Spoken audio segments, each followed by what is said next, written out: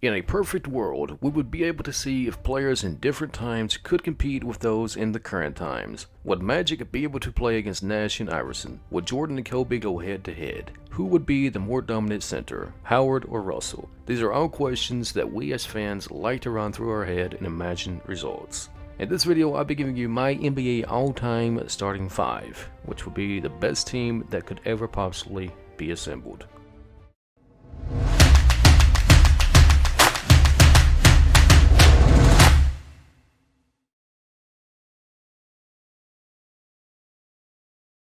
Hello there and welcome back to another video. Thank you so much for stopping by. If you're new here, subscribe with those bell notifications on. That would be highly appreciated.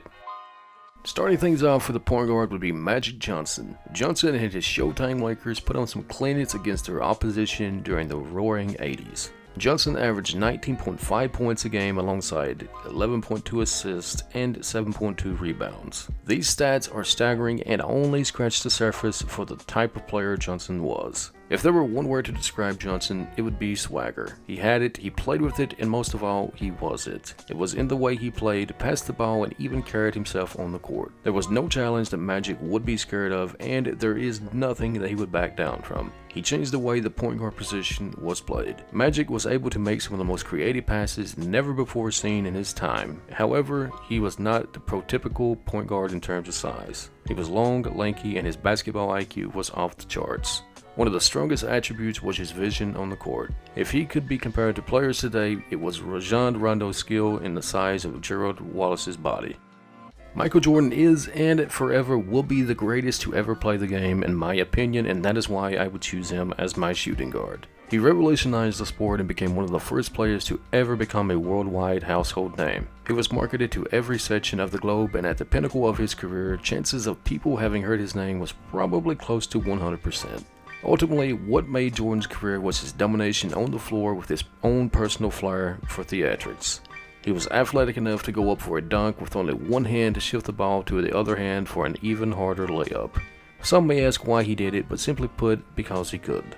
Even the final shot of his 90s career came with an NBA Finals playoff clincher over the Utah Jazz. It figures that the career of the game's best end with a storybook finish.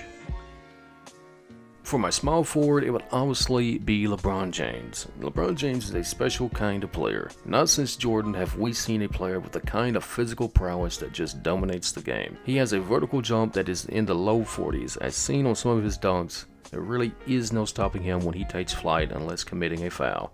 What makes James so valuable is not his scoring capabilities, which are also off the charts, but his ability to have a triple-double on any given night. He has a unique blend of vision, power, and finesse. Having LeBron James on this starting five adds in a player who can rebound, drive, dish out, and basically do anything the team needs him to do. For my power forward, it was obviously have to be Tim Duncan. Tim Duncan, or as many people know him as the Big Fundamental, was definitely a huge reckoning in the league. During his time, he averaged well over 20 points and around 12 rebounds per game. It is definitely impressive to maintain those numbers over the amount of time he was in the league. He was also one of the greatest team players as well as defensive players of all time. He is one of the best to ever play the game. He has shown it time and time again in stressful situations. He has dominance and he has a good time while doing so. And for the center was obviously a tough choice because there are so many great and dominant big men in the history of the game. Some names that come to mind are Bill Russell, Dwight Howard, Patrick Ewing, and well, the list goes on.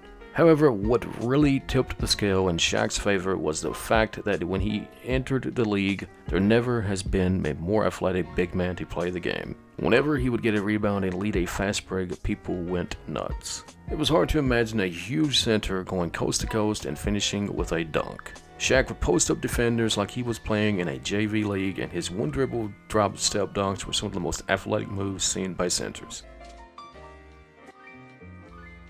But yeah, that's my five-man starting lineup. You may not agree to it, but I personally think if these five people were on a team and all in great shape and young and in their prime, they would definitely take everyone to school. I just think they could have a chance at winning the championship every single year. Let me know in the comments below what your five-man starting lineup would be. If you guys are new here, subscribe with those bell notifications. If you made it this far, like the video.